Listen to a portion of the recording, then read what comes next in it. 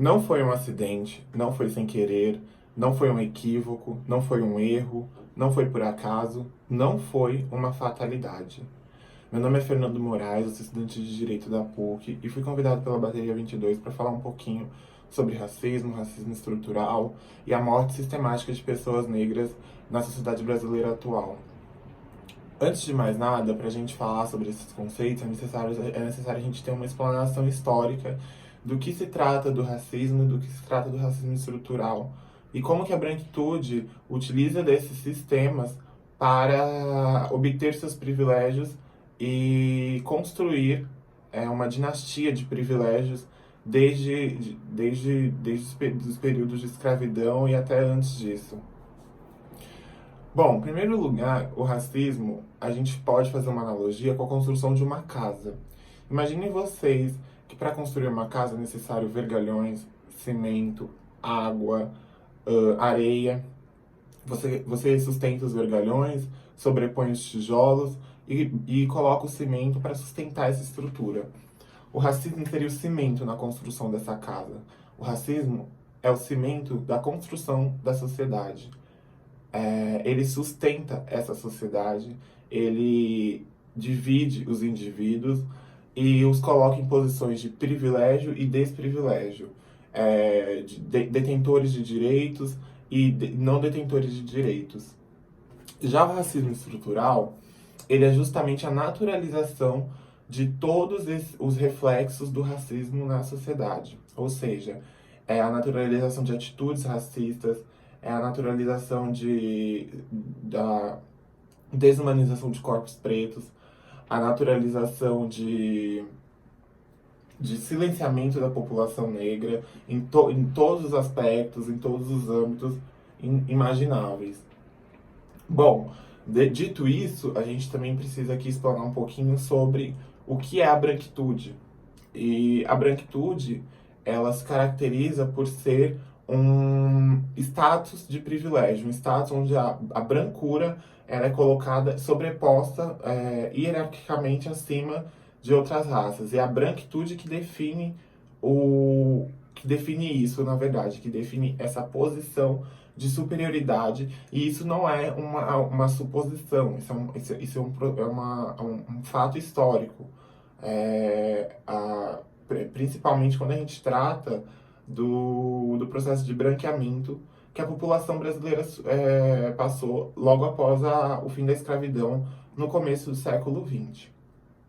E o que seria esse processo de branqueamento? Bom, alguns pesquisadores dizem que o processo de branqueamento, afirmam que o processo de branqueamento ele é uma característica brasileira, ele é uma construção brasileira frente às adaptações brasileiras das teorias clássicas raciais, onde existiram nos séculos 19, 18, teorias que sustentavam que as pessoas negras eram menos capazes, que tinham uma capacidade cognitiva menor, e essas teorias que animalizavam pessoas negras e as colocavam numa posição de,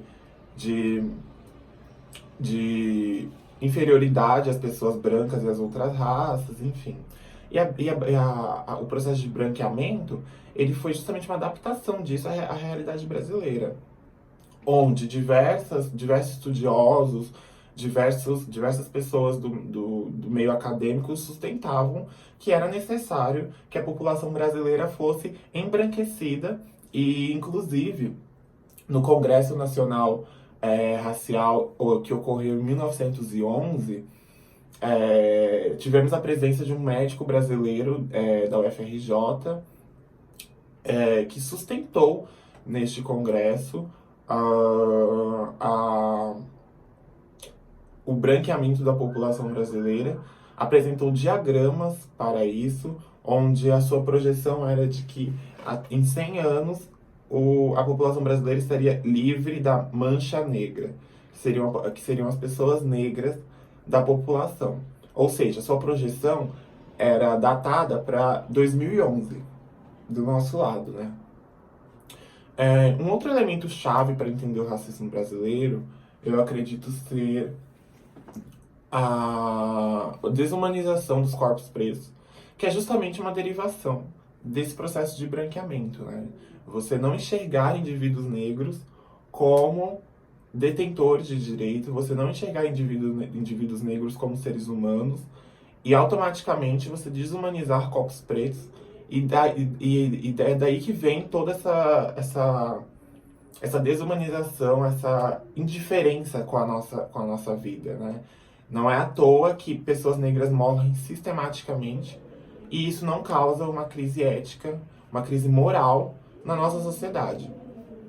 O terceiro elemento que eu considero chave para entendermos o racismo brasileiro é justamente a falsa democracia racial, amplamente defendida por Gilberto Freire, em seu livro Casa Grande e Senzala, onde basicamente ele sustenta que havia uma relação harmônica entre senhores de escravos e os escravos, mais especificamente entre senhores de escravos e mulatos, era assim que ele denominava. E nisso ele também sustentava que, e ele, só para contextualizar aqui, ele ia contra todas as teorias de branqueamento do início do século XX, tá? Ele alegava que havia uma relação harmônica entre negros e brancos e ainda sustentava que a miscigenação era um acontecimento importante, necessário, porque o mestiço ele era uma espécie de seres quase que super-heróis, assim, mais fortes, a mistura de duas raças, que era uma pessoa incrível, assim, fisicamente, enfim. E também sustentava a relação harmônica entre senhores de escravos e escravas, né? Até as relações que ele denominava como relações, que na verdade a gente sabe que muitas vezes eram estupros, e quando não, quando as mulheres negras consentiam, era pelo medo de negar o ato sexual para o senhor e ter com medo de sanções em decorrência dessa negação ao senhor.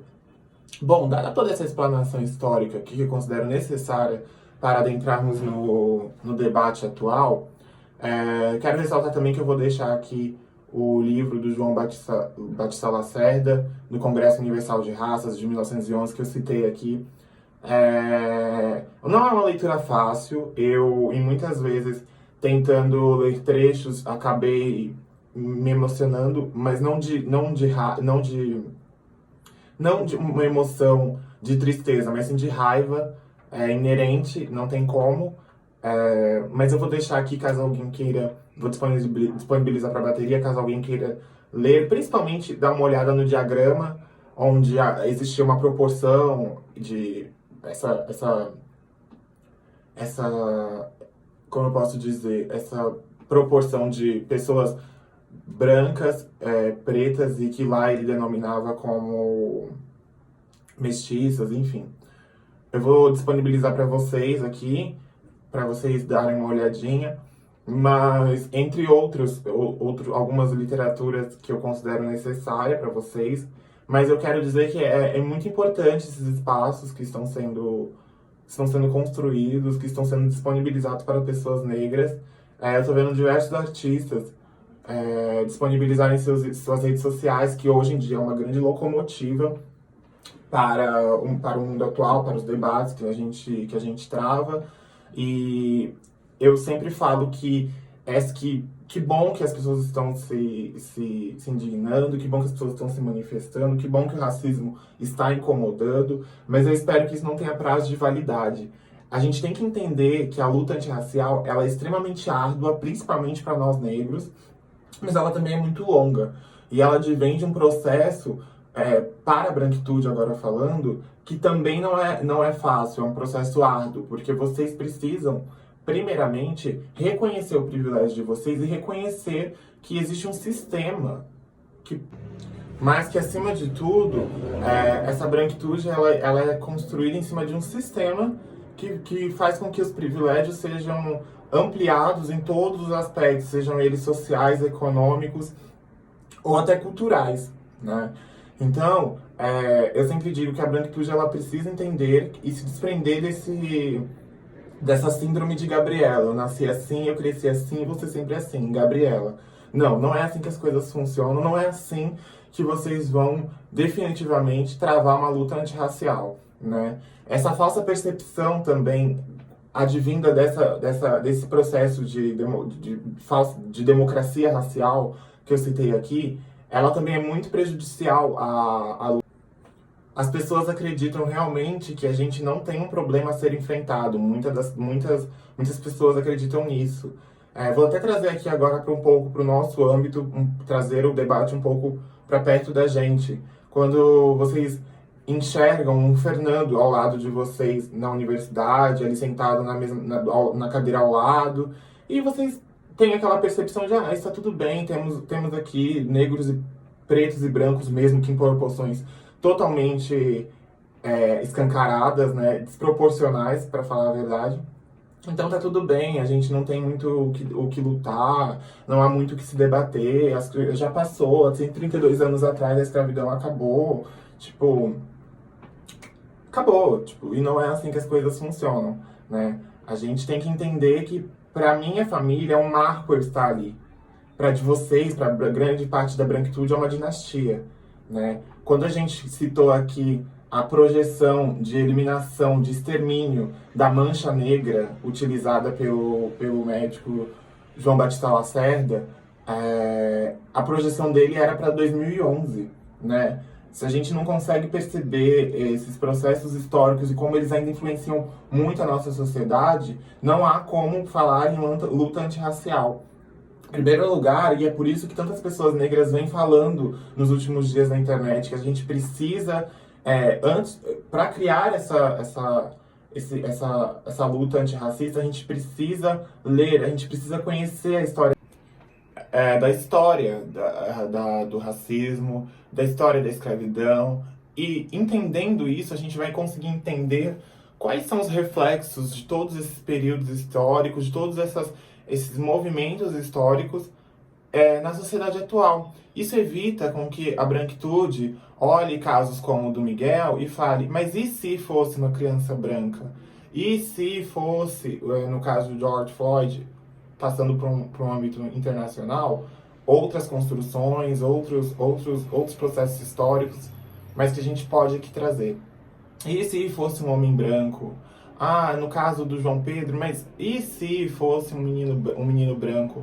E para a gente validar esse se, a gente teria que construir uma máquina do tempo, né, voltar a períodos todos esses períodos históricos que eu tracei e outros que eu não tracei aqui nesse vídeo, e refazer a história colocando brancos em situações de marginalidade, construindo teorias em cima de pessoas brancas, desumanizando corpos brancos e escravizando por 300 anos pessoas brancas. E isso me parece um pouco improvável, né? Então, quando a gente consegue entender a nossa história, quando a gente consegue